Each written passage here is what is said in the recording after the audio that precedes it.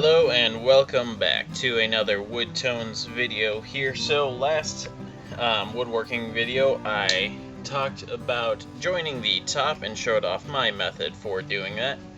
And I'm going to continue on this instrument here. This is a 5-string bass, 5-string acoustic bass I am making. And today I'm going to work on cutting out the top and bracing it. So in order to cut it out, it is very simple. Just make sure you have the center line marked on your instrument. Then take your form and line up the center line on the form with the center line on the instrument. And just trace out around the form itself.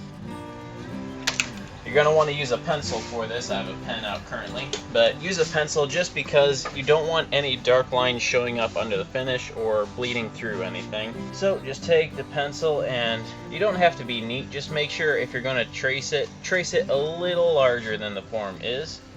You don't want the top being a little small and having to come back and recut it and stuff. Not that that's ever happened to me. So anyway, let's continue tracing this out.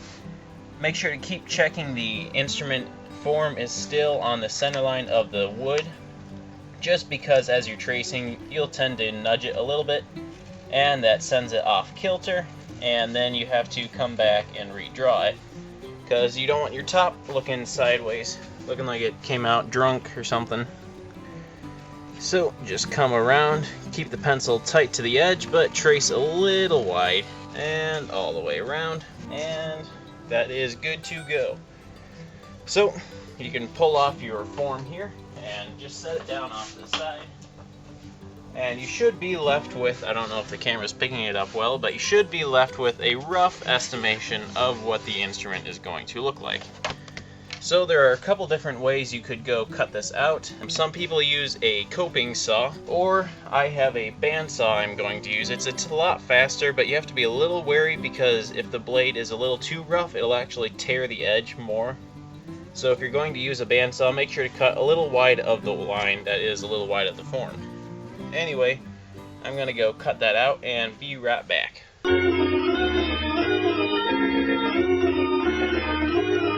So here is the cut out bass top. As you can see, it roughly estimates the shape of the form. It's not that smooth, but at this point that's okay because you're going to be trimming away the edges down later. So now that you got this cut out, you're going to want to smooth this down a little bit. When I cut out the slabs for the top here, they weren't all exactly the same thickness, so the center one here is a lot thicker than the edges.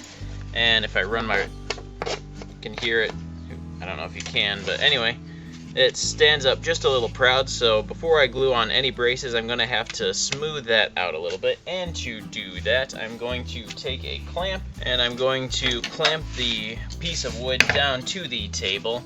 Now you're going to want to put some sort of bracer cushioning piece in between the clamp itself and the top, just because, especially with softer woods like cedar, spruce is a little more immune to it, but it's still susceptible. If you clamp it down tight, the clamp will indeed bite through the wood and leave a divot. And that is very bad. So let's smooth the top here. You can either use a bench plane like this or a little block plane. Either one works. My bench plane is specifically made for smoothing wood, so I'm going to use that. It's just a little more cumbersome because you have to use 2 hands. So just make sure to start at the very end and take one pass all the way down the wood. And watch out, the piece will want to turn. That's why a block plane is nice, because you can put a hand up here at the top and just do a pass like that. But because it is smaller, the top is going to be a bit more uneven.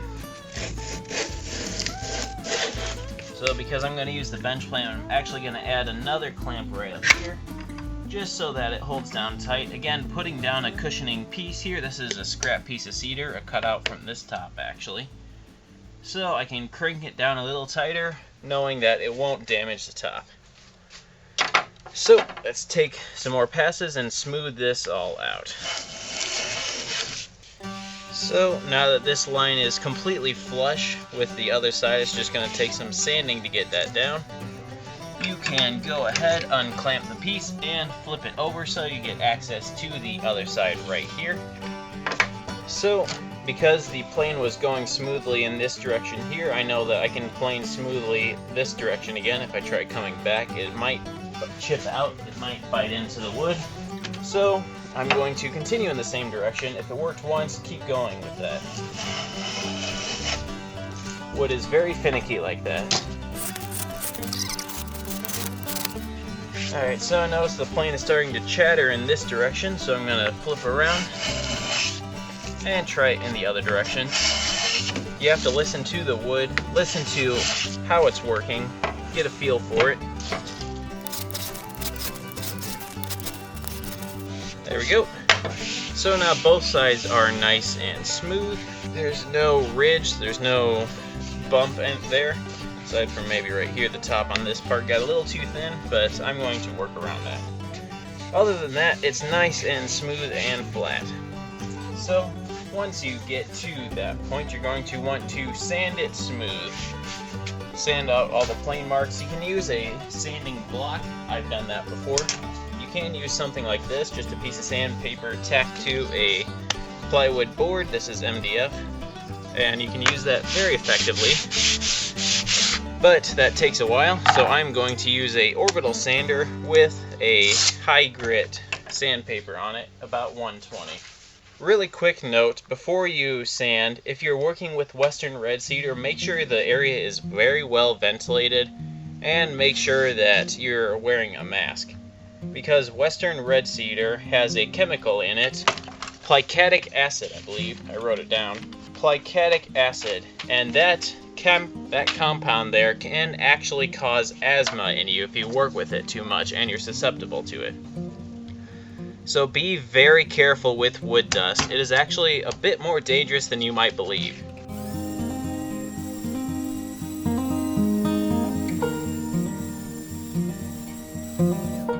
Okay, so now I got the top smoothed out, sanded. One good tip for if you're sanding the top, make sure to watch the color of it because the unsanded parts will be darker than the sanded parts. So once it's all one homogeneous color, then you know it's smooth and flat. So now I'm going to start bracing the guitar top. The bass top, actually, sorry. Many people would take offense at that, Davey. So since this is going to be a 5-string bass, I know this is going to be under an incredible load. Roughly guesstimating about 250 pounds. So I know I need to brace this thing like there's no tomorrow. And then I can cut back a hair to get better tone out of it, but I'm going to err on the side of too strong. So for this, I'm going to start with the X brace. I know that this bass is going to have a 30-inch scale length because the neck I made for it, from the nut to the 12th fret, is 15 inches. So because of that, you can double from the 12th, the nut to the 12th, double that, and you will get the full scale length. So this bass neck, you need a couple more calculations to figure out where you want the X brace to be. This bass neck joins the body at, let's see, the 16th fret, which is 18 1/8 inches. Time for some maths. So, I know that it's 30 inches overall, and I have 18 1/8. So I know that the bridge is going to sit roughly 11 7/8 inches from the top of the body. So 11 7/8 inches is left from the scale length, and that has to go from the very top of the body down to right here. Let's put a mark with my pen.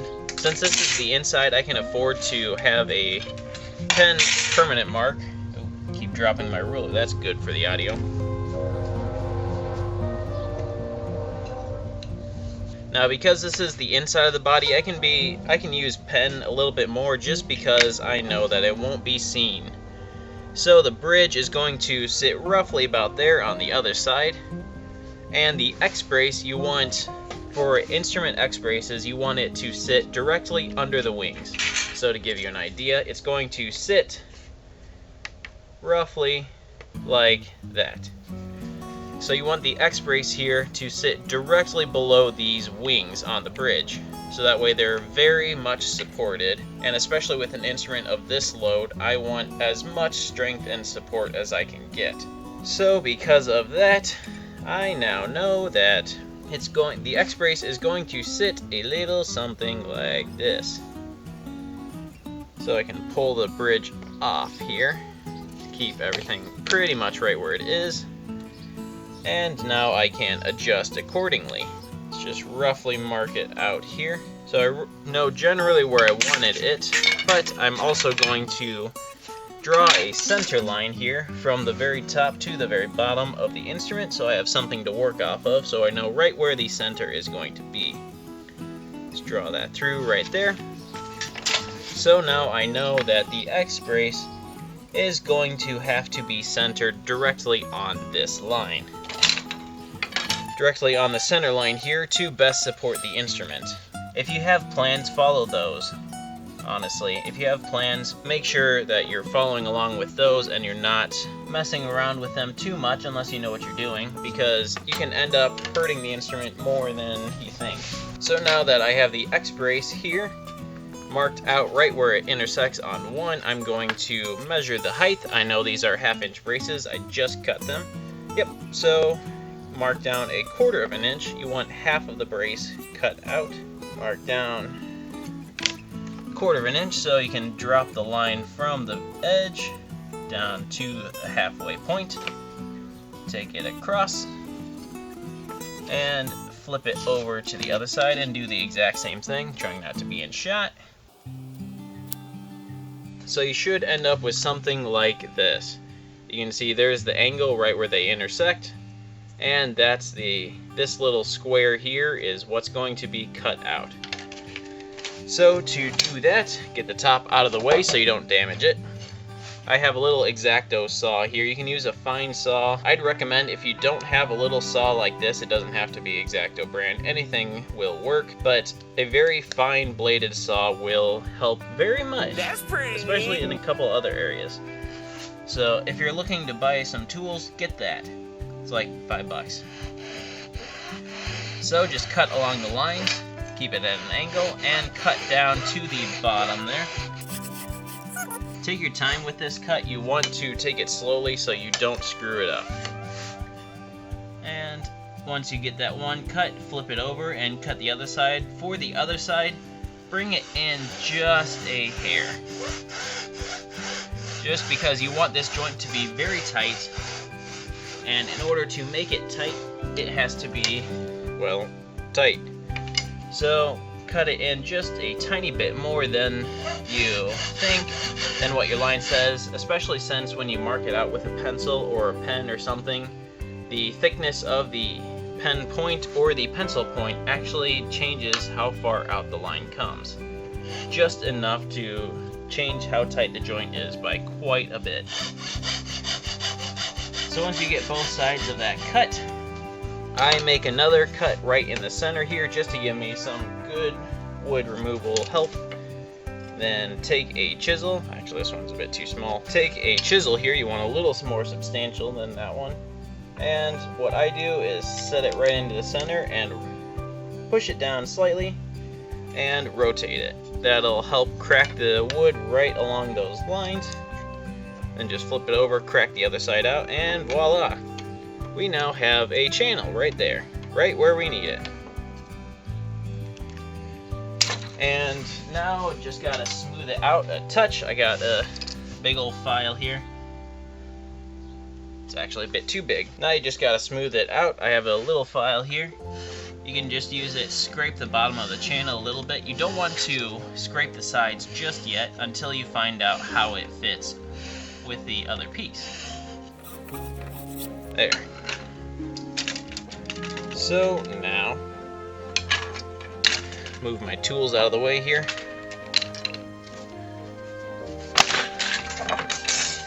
So now that you got the one piece here lined up and cut correctly, you can kind of set it right on the line here, right where you want the X-brace to go, line up the other one, and the joint, I made it very tight, so I am happy with it. It turned out well, actually.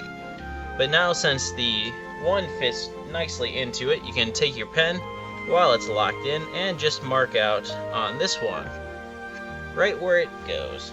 And just like that, ooh, that is tight, we have a box on each side. Then just connect the lines, connect the dots, and you have your second X brace marked out. Once again, get the top out of the way so you don't hurt it. And this is just a rinse and repeat of the first one, so I'll cut this out, but just cut down, trim it out, sand it, and make it nice.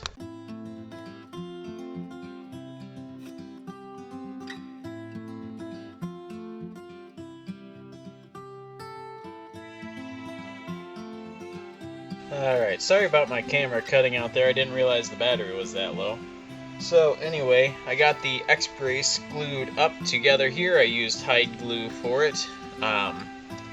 And that is dry enough that I can now clamp it down to the top and glue that. So I have my hide glue heating once again. It cooled off a bit while I was waiting for the X brace to dry. It should be just about done. Yeah, it's liquid now. Let's give that a second, but while I'm waiting for that to fully heat up, I'm going to get my clamps. So, I've seen a lot of people, they have specialty clamps, a Go Bar deck. I've often seen essentially the fiberglass rods running straight down, pressing down onto the piece. And that does work well, I'm not going to deny it. But I have found a method that works for me, and it is very cheap. And I just use old textbooks, old dictionaries, books you have lying around that are really massive. Like this guy right here, this is a nice thick one. Because it's heavy enough, it will act as a clamp, and since the table is flat, it'll hold the piece down well. So I'm going to set those off to the side for the moment. And grab my X brace. Make sure to mark which side you're going to put the glue on. And don't accidentally glue the wrong side. So I'm just spreading it on the X brace here. Just applying it thickly. I'm not too worried about messiness right now. I can scrape off excess. I'm just trying to get it on while it's still hot. And I will be coming back to the base neck, the archtop base neck. I need to wait for a part on that, and waiting for money and tough financial times with the whole COVID thing going on, whatever you think of it. So I will be coming back to that, but it may be a hot second. So I got my glue spread all the way on this piece here, all the way down the ends here. Once it's spread on, just drop it right into place, right where my marks are, and drop a book on it. The book, again being heavy enough, should pin it down very well and hold it down. So let's pin down this side, right there. Just be careful you don't get glue on the books themselves. And there we go. That's clamped. Put even more weight on it. The more weight you can put on it, the more clamping power you get. So it is adjustable too. But I believe that is good and clamped.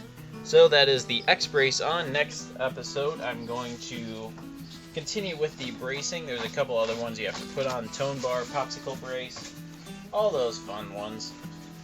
And that'll probably take a while on its own. X brace is kind of unique. It's one of the stronger, more important braces, so you want to do that. Pay more attention to that one. But anyway, thanks so much for watching, if you did. And like I said, I'm going to be putting out more videos like this. They do take a little bit of time, and I've been focusing a lot more attention on my gaming channel, but decided to come back to this and put more effort into it. So, anyway, I don't know, I'm rambling. Thanks so much for watching. See y'all in the next video. Make sure to clean off your glue brush.